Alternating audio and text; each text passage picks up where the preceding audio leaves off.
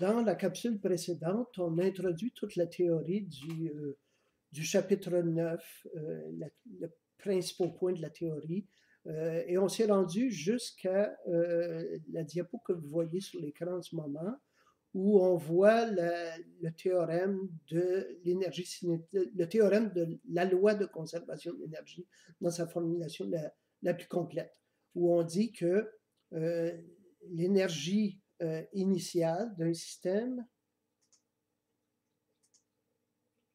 donc l'énergie initiale d'un système modifiée par tout apport d'un travail extérieur, dans nos cas, ça va être la plupart du temps soit une force appliquée ou bien un frottement. Le résultat, c'est la configuration finale en énergie mécanique du système. Dans cette capsule-ci, on va couvrir quelques exemples dans lesquels on va traiter des cas où le travail extérieur est nul. On va donc se retrouver dans cette configuration-là où la différence d'énergie mécanique est égale à 0 et delta K égale moins delta U. Alors, je vais aller couvrir quelques exercices, les exercices 16, 25 et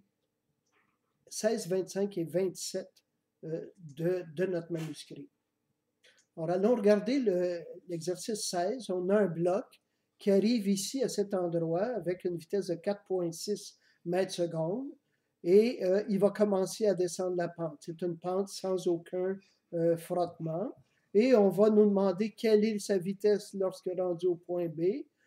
On voit qu'ici, le bloc va avoir échangé son énergie gravitationnelle potentielle contre un surplus d'énergie cinétique. Il y avait déjà de l'énergie cinétique initialement.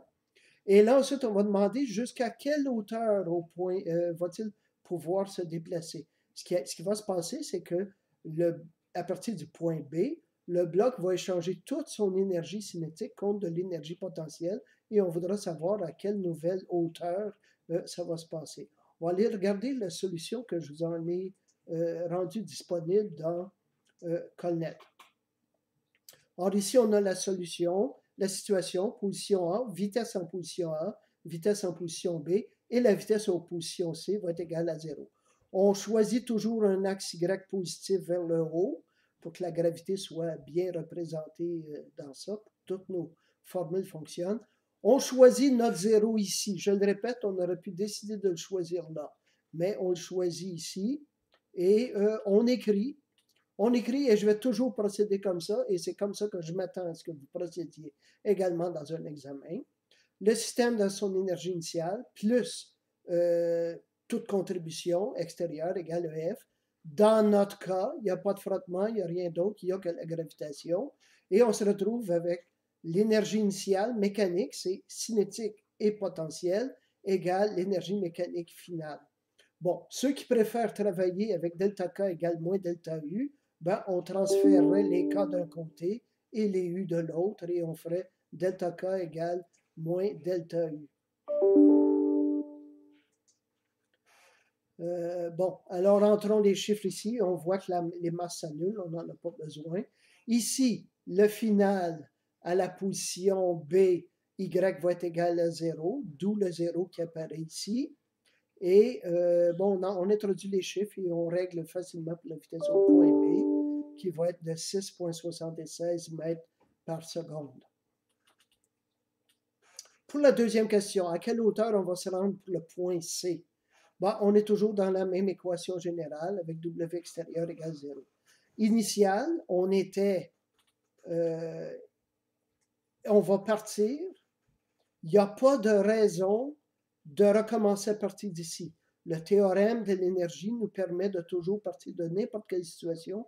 On n'a pas besoin de connaître le détail de ce qui se passe ici. On va partir de la situation initiale ici et on va regarder quelles sont les conditions au point C.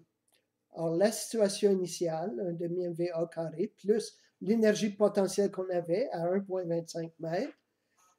Au point final, c'est le point où l'énergie cinétique va être nulle et on cherche à identifier cette hauteur H-là et on voit qu'on en a fait une seule inconnue qui est H. On peut résoudre facilement pour 2,32 mètres. Je vais maintenant aller regarder un autre exercice qui est l'exercice 25 à la page 292. On va regarder les exercices 25 et 26. Dans l'exercice 25, c'est la figure 9.40.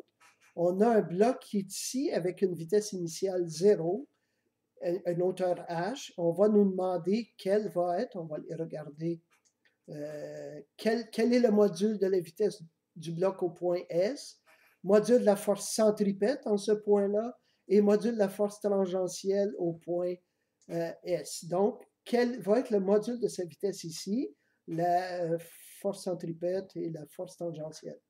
On voit bien ici qu'il y a de l'énergie potentielle gravitationnelle. Il va en rester moins ici. Par contre, de l'énergie gravitationnelle va avoir été changée contre de l'énergie cinétique. On va aller regarder la solution que je vous en ai rendue disponible dans Colnet. Alors donc, au point S, on réécrit EI WXT avec extérieur égale 0. L'énergie initiale, la vitesse initiale était 0, donc l'énergie cinétique initiale est 0. L'énergie potentielle, c'était mgy, avec y égale 1,25 mètres dans le problème. Et on cherche la vitesse au point S. Au point S, il reste encore de l'énergie potentielle gravitationnelle. On est à la hauteur une fois le rayon au-dessus de notre origine 0. Donc, on entre les chiffres et on a une seule inconnue ici. On a G fois 1,25. On passe celui-ci ici, moins RG, 1 demi VS carré. On trouve que VS est égal à 4,31 mètres secondes.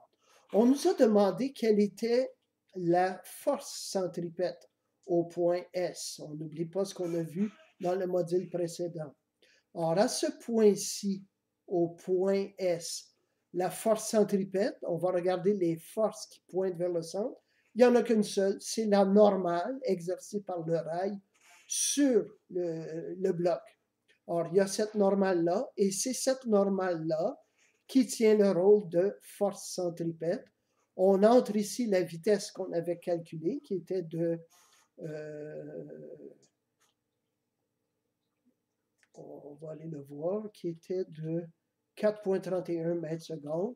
Et on entre les chiffres et on trouve une force centripète de 41,3 newtons. On nous demandait aussi la force tangentielle. Ben, à cet endroit-ci, la force tangentielle, il n'y en a qu'une seule, c'est la composante du poids. On calcule tout simplement mg. J'ai rajouté une question. La question D. Quelle devrait être la hauteur H', qui sera plus 1,25 mètres? On cherche une autre chose. Quelle devrait être la hauteur H' pour que le bloc, en arrivant ici, soit tout juste sur le point de décrocher? Okay?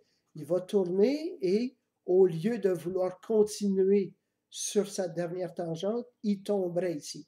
Alors, on va écrire encore nos équations. KI plus UGI égale KF. À ce point-là, alors on écrit mg h', h' est notre inconnu. À ce point-là, on a certainement de vitesse, Vp carré, plus on a une énergie potentielle qui est mg fois 2 fois le rayon. Mais là, on remarque qu'on a deux inconnus. On a h' et on a Vp. Ça nous prend donc une deuxième équation. Cette deuxième équation-là, pour la trouver, on va se demander quelles sont les conditions ici sur la vitesse pour que le bloc soit tout juste sur le point de décrocher. Or, normalement, si on regarde les forces en présence, qui peuvent jouer le rôle de force centripète et forcer le bloc à prendre le virage, ben, il y a le poids qui pointe vers le centre et il y a toujours la normale exercée par le rail. Mais si la bille ou le bloc est sur le point de décrocher, alors la normale est 0 et on trouve que la vitesse au point P pour rencontrer cette condition-là doit être égale à RG.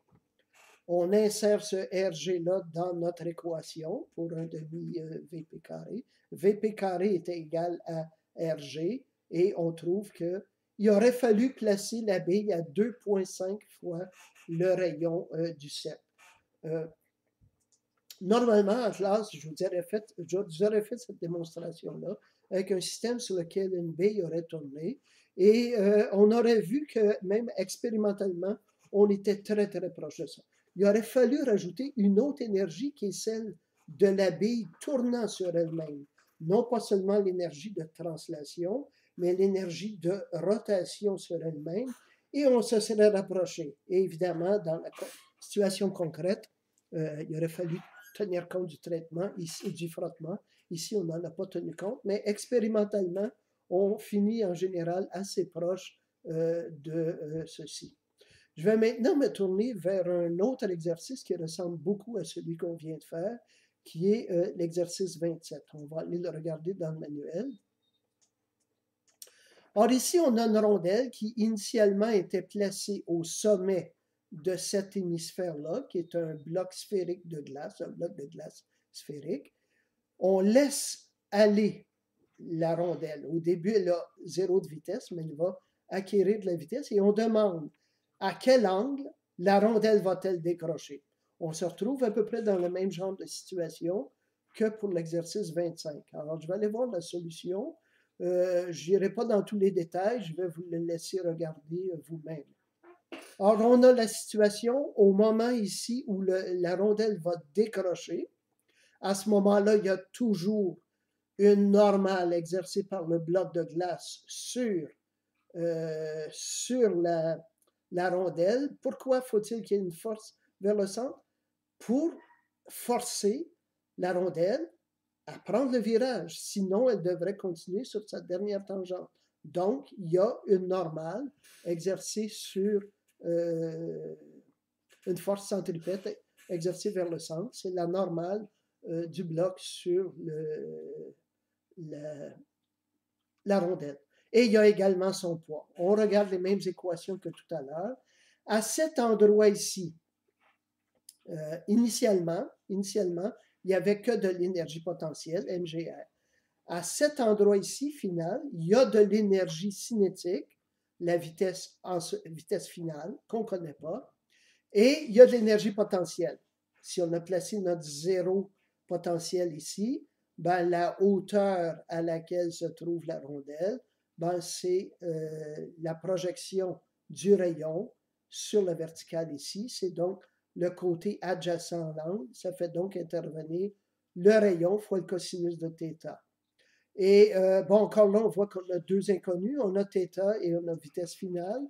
Encore là, on va aller faire le même genre de choses que tout à l'heure. On va regarder quelles sont les forces qui peuvent jouer le rôle de force centripète pointant vers le centre. Il y a évidemment la normale. Et il y a la composante du poids qui est le long de la direction centripète, donc P cos θ. La somme de ces deux forces-là tient en tout temps le rôle de force centripète. Au décrochage, N est mis à 0 et ce qu'on trouve, on trouve une équation pour VF au carré. On trouve que V à cet endroit-là, VF au carré à cet endroit-là doit avoir la valeur RG cos θ qu'on va réintroduire ici. Et ce qu'on trouve, c'est GR plus 1 demi GR cos θ plus GR cos θ, les GR s'annulent et on trouve cos θ égale 2 tiers et on est capable de résoudre pour θ. Alors, ceci va compléter pour les exercices que je voulais vous présenter concernant un système isolé dans lequel il n'y a pas de frottement extérieur.